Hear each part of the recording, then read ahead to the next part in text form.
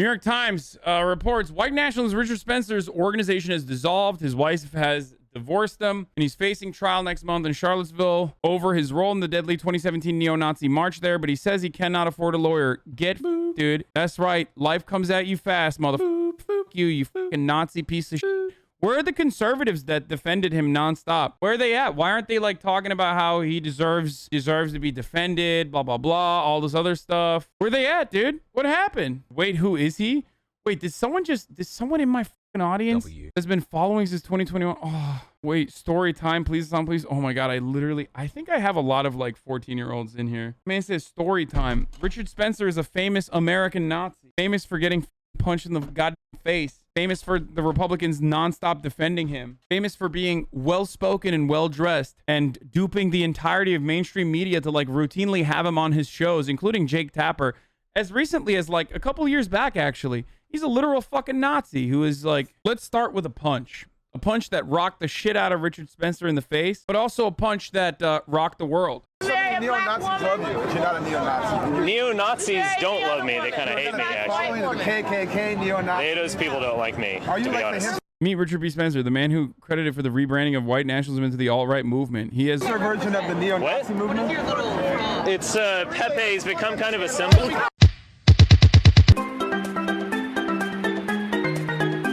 For the record, that guy who's punching him is Black Bloc. Remember how we talked about Black Bloc before? Like how they're fucking crusty anarchists and stuff like that. You know how like, I mean, they are militant anarchists. Well, guess what? This is why they do what they do. That guy's never been identified. My man, dude. Yeah, I do remember the is it okay to punch a Nazi discourse. I do. I was in it. I was in the discourse. And people would look at me like I'm a fucking crazy person for saying, no, he's a Nazi. Like, if you're a fucking Nazi, if you're running around like Sig Heiling and shit, yeah, of course you're gonna get fucking punched. What is this? What is this? And I thought I was fucking crazy at the time. Like, I literally thought I was like insane because people were just like, actually, sir, it's significantly worse to punch Nazis than to actually allow them to spread their hateful ideology that ultimately revolves around the ethnic cleansing of minorities. That was happening so frequently. Dude, motherfuckers, I used to have, I mean, I still have it, but you can't see it anymore.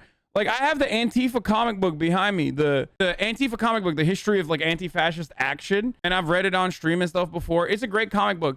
And people used to come in here all the time and be like, oh my God, this guy literally is like pro-Antifa. Like, that's fucking crazy, dude. He's like pro-Antifa. That's how popular the right can make something. That's how quickly they can vilify something. And now no one gives a fuck. Yeah, there was another racist dude who was like, shitting on like a couple black teenagers on the tube. And I remember doing a video on that and I was like, of course he's gonna get knocked the fuck out, dude. Like, and people were mad at me, dude. They were like, what the fuck? Back when he was popular doing the Ben Shapiro tours, yeah, he was like, oh, here. White nationalist Richard Spencer spurred controversy leading up to his speech at the University of Florida on Thursday. Protesters and supporters of Spencer gathered on campus where hundreds of law enforcement officers were tasked with... It's so wild that they just like let him do a fucking like college tour, dude. That's not that long ago, man. That was 2017. In 2017, this literal fucking Nazi was doing college tours, man. We are such a weird fucking country. And I felt like I was going crazy. I felt like I was fucking going nuts. Hail Trump! Hail our people! Hail victory!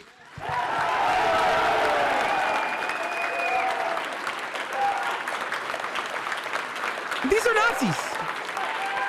And then the funniest part about it is like motherfuckers would like gaslight me. You know what I mean? They would be like, the Nazi movement is tiny. You're so fucking stupid. It's like, okay, even if the fucking dipshit like young Republicans on the college campus are not like openly fucking Nazis like these dudes are, that doesn't change the reality that they're like literally working with Nazis. No one will honor us for losing gracefully. No one mourns the great crimes committed against us. For us, it is conquer or die.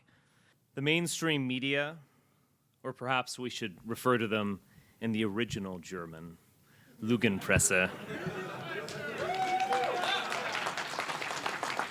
It's not just that they are left. I wonder why he referred to them in the original German like that. Cucks. I need my kusi. It's not just that many are genuinely stupid.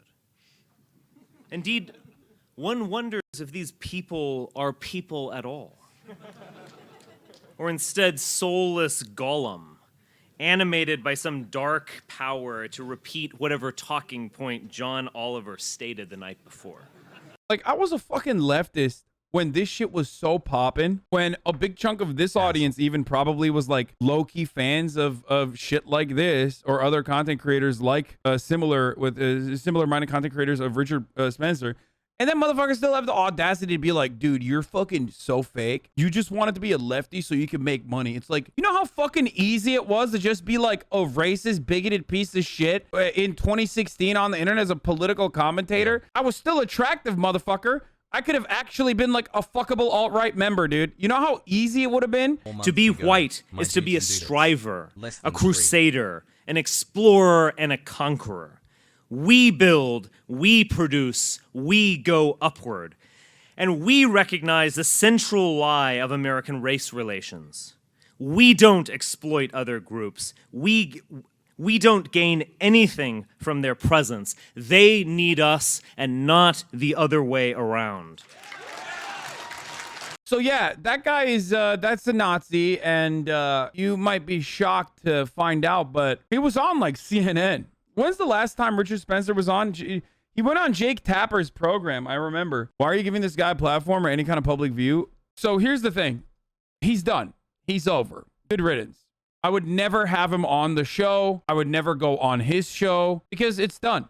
We've moved beyond Richard Spencer. There was a point in time when someone should have absolutely like debated him and shit like that, on top of like also suppressing and stopping him from going out and even being able to like conduct interviews and shit like that. No, he's not dead, but you know, almost dead. So there's responsible platforming and then there's irresponsible platforming. Not a lot of people are able to fucking deal with debating a Nazi or anything like that. So I wouldn't recommend it for most people. But there are definitely some that could deal with it and can do a good job. But like, but they should never, like, you should never, as CNN, you should never have a fucking white nationalist, white supremacist on your show to be like, hey, so what do you think about Trump's tweets? You know what I mean? Like, you should just not do that.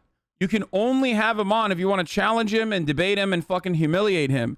You can never have someone on like a white supremacist to like do color commentary. Yeah, remember when Mother Jones said that Richard Spencer was a dapper white nationalist? Remember when the fucking New York Times interviewed white supremacists and white nationalists and wrote that famous like Nazi next door? Here, you want to see my cringe era? It's Monday, November 27th, 2017, and I'm here to tell you, never give up on your dreams. After all, Rachel Zane was just a paralegal and now she's a princess. Trump was a reality TV star and now he's the president. And this nice Midwestern boy was a Nazi and now he's a normal, boring boy next door, but still a Nazi. Thanks, New York Times. Wishing I get a New York Times profile as well. Wishing I get 1 million followers and reach 7% body fat.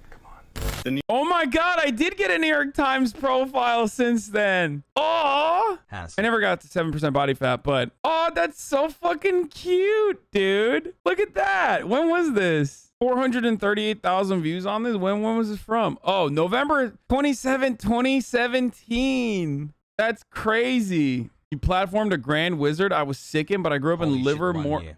Bro, there's a difference between making fun of a fucking Grand Wizard who is psychotic and like having a Grand Wizard on my broadcast and be like, so what do you think about, I don't know, airplane food? Okay, that's the difference. How are you failing to comprehend this? I didn't even make the video. I just dunked on the video. Some people believe that you should never have Nazis on. I disagree, especially if they have like a fuckload of followers. Anyway, let's keep going. Hold on. But we in the media have a different responsibility. We must combat these ideas through exposing the flaws in their logic and the pure evil that centers at the core of the Nazi ideal. I'm assuming the New York Times forgot about this. It's actually a white ethno-state. So for the New York Times to show the banality of evil while focusing on the banality and not the evil is absolutely another benchmark for white supremacist movements gaining momentum in our nation. It's just as CIA take. Guys, I was also literally advocating for you know, anti-fascist action against Nazis at the same time. And I've also always had this position that like, listen, if you're peaking within the white supremacist movement, like Lauren Southern was, for example, where she like literally went on a fucking mission with Defend Europa or whatever to like murder migrants coming in on boats to Europe. There are obviously multiple different ways of dealing with that. One, cutting off their financial, like cutting off any and every way that they can like finance their movement or anything like that. But then also destroying them and routinely demonstrating that they are delusional, psychotic, insane to their audience. Okay, there is a lot of utility and it can be a multifaceted approach. That's just one of the many ways of dealing with it, because ultimately you need to stop their audience from fucking believing in that shit too. So remember that. Now, having said that, I would not fucking platform Lauren Southern now when she's like trying to fucking desperately rebrand as someone who is beyond the fucking white supremacist, white nationalist movement. Like she's like, oh, I'm over it. Like, I believe in redemption. I do. I just don't believe she has redeemed herself. So there's that. Stop fucking typing Pepe Le D. I'm using Lauren Southern as an example. Please, dude. Didn't the serfs debate her too, or try to rather? Like, that's what I'm saying. Why? Don't do that. If someone has been successfully deplatformed and they don't have a fucking audience, like there's no reason to like have, it's like having Nick Fuentes on a major fucking show and like helping them build their career. It's so one of the worst things I've ever done, I think. Like, I mean, it was a last second switch out because of Blair White, but still, it's just so bad. Yet today, we face a situation where critics of Nazis face public backlash, while movies with actually violent and racist roots that have been traditionally relegated to the lunatic extreme are being sanitized and normalized by respected mainstream outlets like the New York Times. First we called them dapper, and now we call them boring but pleasant Midwestern boys. And before we know it, we're going to be calling them senators. I'm Hasan Piker. Except we had that, we literally did. So you did this for a living, talking to a camera about how right is wrong? Cool life, bro. And then goes, if Germany won World War II, we would have flying cars right now, Sag. Great stuff, man. Yeah, some other stuff would also be pretty bad, but